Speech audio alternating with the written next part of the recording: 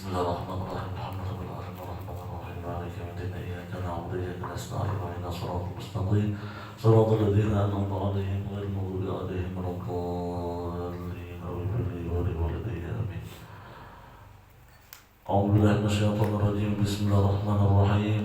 Alhamdulillahirabbil alamin wassalatu wassalamu ala asyrafil anbiya'i wal mursalin sayyidina wa maulana Muhammadin wa ala alihi wa sahbihi ajma'in. Amma ba'd. سبحانك لا علم لنا إلا ما علمتنا إنك أنت العليم الحكيم وتب علينا إنك أنت التواب الرحيم واهدنا ووفقنا إلى صراطك المستقيم وعافنا واعف عنا برحمتك يا أرحم الراحمين. اللهم فقهنا بالدين وعلمنا التأويل وارزقنا فهم النبيين وحفظ المرسلين وإلهام الملائكة المقربين. اللهم آغننا بالعلم وزينا بالحلم وأكرمنا بالتقوى وجبلنا بالعافية برحمتك يا أرحم الراحمين. رب اشرح لي صدري ويسر لي أمري واحلل عقدة من لساني يفقهوا قولي وسدد لساني بحق سيدنا محمد صلى الله عليه وسلم وسدد لساني واهدم قلبي بحق سيدنا محمد دستوركم يا أهل الباطل ويا أهل النور ويا أهل النور لا حول ولا قوة إلا بالله العلي العظيم. بسم الله الرحمن الرحيم. قال المؤلف رحمه الله ونفعنا به بعلومه في الدارين آمين. قال رضي الله عنه, segala syarat sah sembahyang yaitu 8 perkara. Yang pertama, suci daripada dua hadas. Dua, suci daripada najis pada badan, kain dan tempat. Menutup aurat. 4, menghadap kiblat. 5, masuk waktu. 6, mengetahui segala fardunya. 7, jangan mengiktikadkan fardunya itu sunat. 8, menjauhi segala yang membatalkannya. Nah, jadi masuk kita membicarakan tentang segala syarat sah sembahyang. Jadi bila dia kata masuk mendapat ini, kita tinggal kada sah sembahyang kita. Yang pertama, suci daripada dua hadas, hadas kecil dan hadas besar. Hadas kecil kata wudu, yang hadas besar macam bekas bekas hubungan suami istri, ya kan? Atau pembinian haid atau nifas. Namun kada mandi wajib. Hadis besar itu kada suci. Kalau hadis kecil dengan berwudu. Kalau hadis besar itu belum mandi wajib, kita hendak belum makan kan misalnya, itu jangan sampai langsung belum makan kada wudu dulu, makruh hukumnya. Lawan kada bagus ya. Kalau kita rajin berbini nih, hubungan kalau makan misalnya kauyuhan, nah jangan dulu makan gak ada wudu dulu, jangan. Bagi yang baru berbini bang, kena ilmunya barang dulu, ilmunya dulu ada kena. Jadi kena mandui bini kena tengah malam misalnya jadi ibadah. Kuliah mandi wajib nih, kuliah mandi wajib tapi kauyuhan kawasan kauyuhan. Kalau dicari makanan, ya wudu benar dulu menghilangkan makruh. Tapi kada kawat sembahyang wudu sembahyang sekalinya sedih, kada kawat menghilangkan makruh makan dia. Berkurang aja sama aja. Rokok itu termasuk makanan atau minuman ya lah, setiap mangguk makanan oke juga, mangguk minuman dia juga sama aja kan. 2, suci daripada najis pada badan, kain dan tempat. Nah, jadi suci daripada najis pada badan ini jelas sudah kita lihati apakah ada di awak kita itu adalah najis, amun ada bersih dulu atau kain.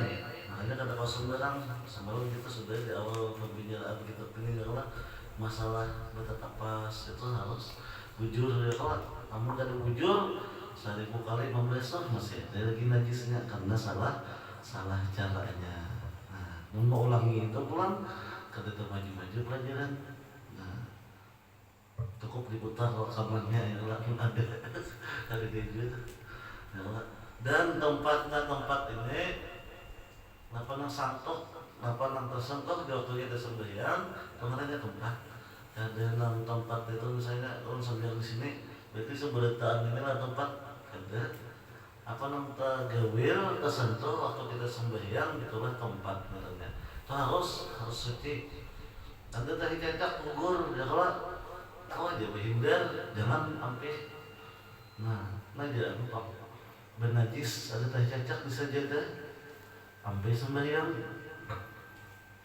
begitu bisa jaga misalnya itu kada paham namanya apa nang tergawil jadi nang ada nang nampak misalnya najis kita hindari ya kalau aja ini ada juga salah paham kada sah jangan mulai mau lah mesti ya apa bersatu lawan masjid tempatnya kada suci aja itu kada paham ini masalah tempat apa nang tergawil tersentuh di waktu kita sembahyang baik badan kita atau pakaian kita baik awak kita atau pakaian kita nang tersentuh itu disebut dengan tempat.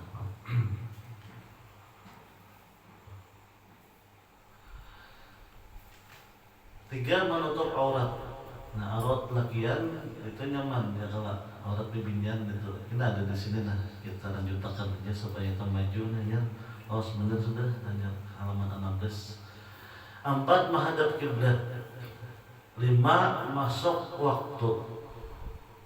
Terlalu cangkal sembahyang belum masuk lagi waktu misalnya sudah sembahyang sudah subuh jam 12 bersubuh sudah supaya aku kena jam 4 jam 5 ada lagi sembahyang ya. Itu potong. Ya Allah. 6, mengetahui fardunya segala fardunya. Itu bagi kita nengkawa mesti menghafal yang paling ya Allah. 7, jangan mengetikatkan fardunya itu sunat. Kenapa jadi harus mengetahui segala fardu supaya jangan tak etikatakan, tak yakinakan yang fardu itu sunat. Bagi orang yang tidak sanggup lagi menghafali, misalnya ini fardu hukum ini sunat apa ini sunat tahiyat, kada sanggup lagi sedin menghafali itu. Itu caranya anggap wajib beritaan itu sah aja bagi ulama nang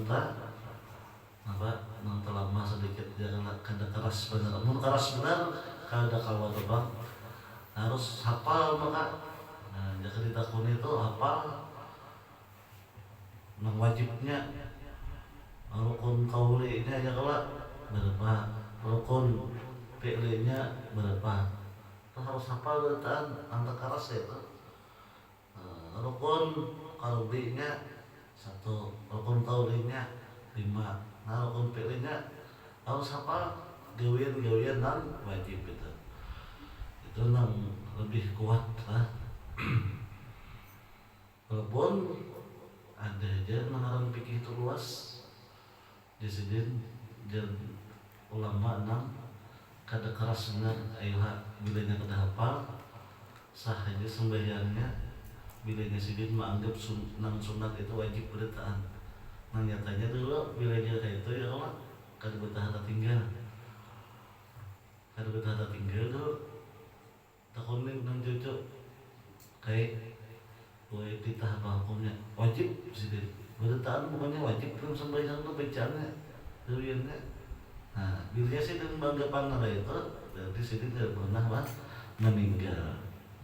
Bagi nang hafal bisa aja meninggal ya Pak malah apa aja bisa meninggal kuliah bisa aja meninggal. Tapi bagus namanya hafal lawan kada hafal itu jelas lain pahalanya bagi orang yang hafal ini fardu hukumnya ini sunat abad ini sunat hayat jelas lain pahalanya. Kalau kita khusyuk memperhatikan karena kita dalam sembahyang ini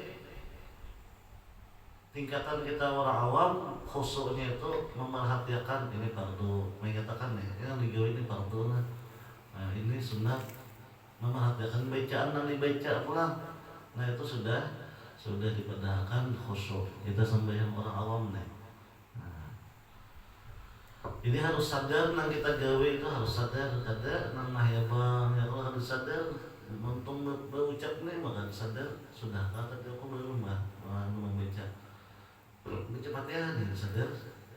Yang lainnya sudah aku tadi ayat awal belum kan? Nah itu karena kan khusyuk kita. Jadi cukup kita memerhatikan apa yang kita gawe. Kita katakan bilang oh ini hukumnya wajib, oh ini hukumnya sunat abad, ini sunat hayat caranya. Nah kita menjalankan sunat abad diantaranya tuh menggaya ayat awal, itu karena sunat abad. Nah, apalagi kunut, ya kan? Doa kunut tak. Kita berkunut itu sunat abad, hukumnya itu pulang wa ala ali sayyidina Muhammad di dalam tahiyat akhir. Nah itu sunat abad, hukumnya. Bila tertinggal sunat abad sahaja sembahyangnya tapi kada sempurna. Nah ulama mau pemakan orang yang tertinggal sunat abad itu nanggaya manusia kada bebetis. Manusia kada bebetis itu hidup aja masih tapi kada sempurna. Lalu bila kita tinggal sunat abad kita tambah dengan sujud sahwi. Yalah, bila kita tambah dengan sujud sahwi itu nanti orang kada betis tadi dipasanginya tapi betis palsu. Nah, itu. Kalau kita tinggal fardu itu nanti manusia kada berkepala kada hidup. Yalah. Nah kalau tertinggal sunat hayat itu banyak benar nah kayak misalnya takbir intiqal ya Allah sunat hayat. Nah kayak bacaan kita subhanallahil azim wa bihamdi itu tertinggal. Bacaan kita rabbana lakal hamdu ya Allah tertinggal. Misalnya bacaan sujud subhanallahil a'la wa bihamdi itu karena sunat hayat tertinggal itu nah kayak manusia kada berbiking seadanya benar. Nah, jadi malangkari adalah sunat hayat itu. Nah kayak kita berkuipiyah rapi yang lah anakannya pas. Nah itu kalau kita misalnya muha penyarikat bersabun muha ada pulang ya Allah bersikat gigi. Nah bagi binian tuh berpupur ingat begitu. Nah itu sunat hayat. Bercolok mata, nah itu sunat hayat. Jadi diumpamakan manusia orang yang tinggal sunat hayat itu kayak orang kada bingking, kada berdandan. Nah, jerumunan rambut misalnya kada dilepiakan.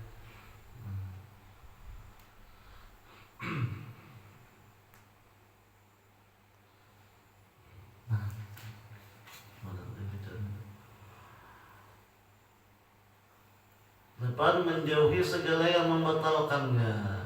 Nah jadi kita harus tahu juga kayak panak menjauhi menang segala yang membatalkannya itu kita kada tahu. Nah makanya kita ada di sini segala yang membatalkan sembahyang ada.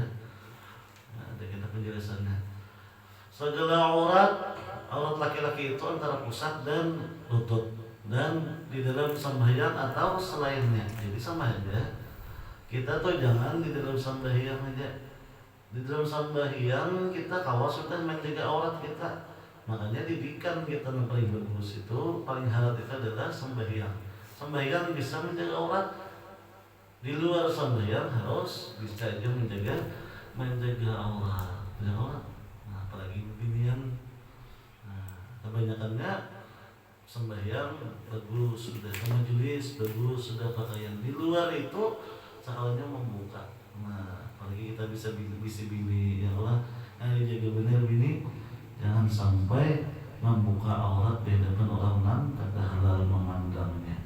Nah, kita tahu jawabnya kita di akhirat kamu jawab benar. Nah, banyak benar orang lakinya tanpa benar bawa ibadah banyak benarnya kayak wali bang sudah amalan laki nih. Tapi bini membuka aurat dilihatkan aja Nah itu kena tanggung jawab kena di akhirat, hati-hati. Nah, jangan sampai takutan lawan bini menangkur, takutan sengalia kan bini ya kalau bina sarik kebiasaannya kalau sudah kayak itu. Nah itu tatak aja nanti gue itu takutan lawan bini. Nah itu wajib kita nanti. Nah jadi kita bisa menjaga aurat di dalam sembahyang, di luar sembahyang kayak itu juga aurat kita. Nah di dalam sembahyang kita bila tabukan nih lintuhnya ini batas aurat kita, pusat itu batas kada sempurna menutup aurat, membatasnya kada ditutupi. Nah tabuka lah sembahyang kita. Nah di luar sembahyang bang, di luar sembahyang jangan membuka. Nah itu ini kadang-kadang mantan-mantan sama lakian deh dia anggap remeh masalah aurat, padahal itu dosa kada dirasa. Nah mantan-mantan sama-sama lakian pusat nampayakan benar nambah bulu gitu. Ya apa bagus pusat ya kalau bakarak tujuannya menampayakan paha. Nah mantan-mantan lakian sama lakian lagi di kampung-kampung lagi mandi di cawatan aja kayak dianggap biasa aja di sungai pulang. Nah itu menjadi begitu menyampaikan disampaikan ya lebih dari rumah. Nah itulah tugas ulama alat berat menyampaikan tentang kebiasaan orang di kampung kayak itu nih kebiasaan lah padang sungai lah makanya biasa benarnya betul lah kelihatan nampak benar. Aurat jangan dianggap biasa. Nah bila kita anggap biasa malah jadi dosa benar, dosa halus misalnya. Maka ada termasuk dosa halus juga mungkin beri di pondok kelihatan dulu itu kok catok sih membaikan keguruan tuh kayak itu kelihatan misalnya itu kok catok membaikan hukumannya. Nah pusat dijaga, jangan mentang-mentang sama-sama lakian misalnya. Nah itu ada aurat kita wajib menjaganya. Nengaran wajib bila kita gawe dapat pahala, bila kita gawe ini menutup aurat dapat pahala, bila kita tinggalkan dengan biasa dapat dosa. Mayuta wala fi'lihi wa yu'aqabu ala tarkihi. Barang yang dapat pahala bila menggawinya dan disiksa bila meninggalkannya, itu wajib sebenarnya. Nah aurat lakian itu mentang-mentang nyamannya sudah aurat lakian itu biar tertutup pusat.